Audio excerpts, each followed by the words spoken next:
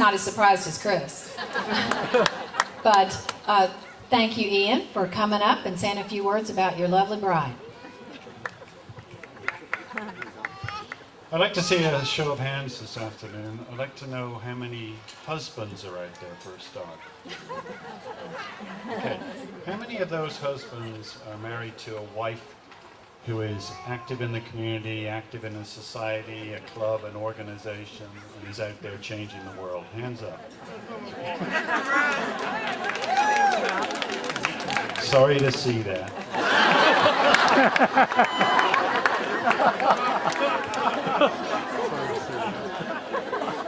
Maggie must be the poster child here. There's nothing like coming home and you've been on a trip and you go up the front of the yard and there's a dog in the kennel and you go, wait a minute, I've been home for 2 days and nobody said anything about this dog.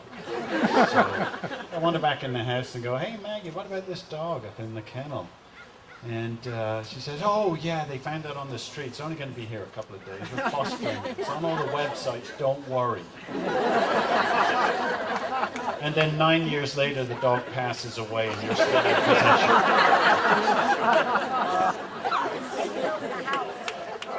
Not to mention another trip, and perhaps I shouldn't take any more trips.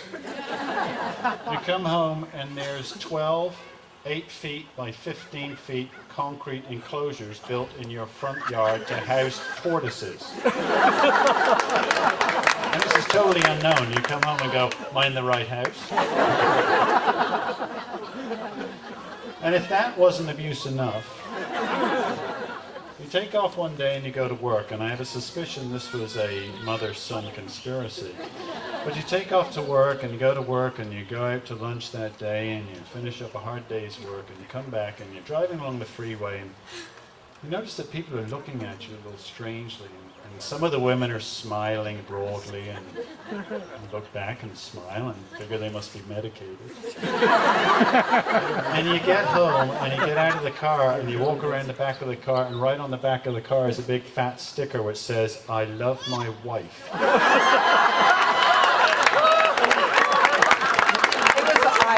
Heart my wife. So anyway, my heart goes out to the husbands out there. I arrived here, and as people trickled in, they said, oh my God, I can't believe it. Here's Maggie. She's fighting a tremendous fight, and she looks great. I would never have believed it.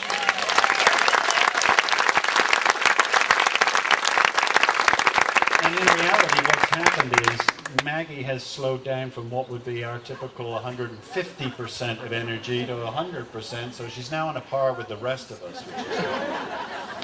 But she said, there's an article appeared in the Coast News today, and she read it, and she handed it to me, and I read it, and she said, what do you think? What do you think about the article?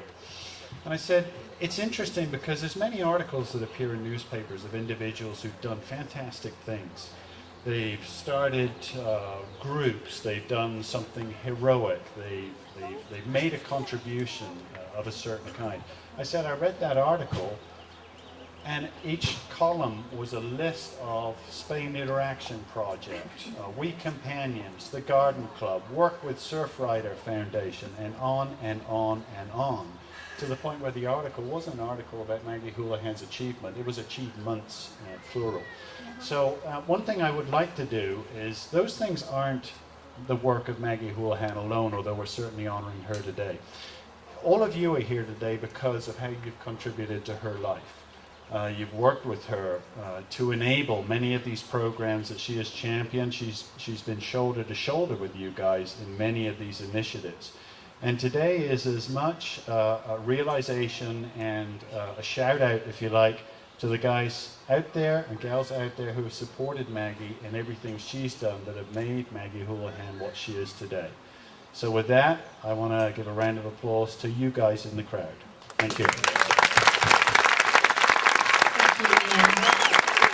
And as I've mentioned, we'd now like to invite anybody who'd like to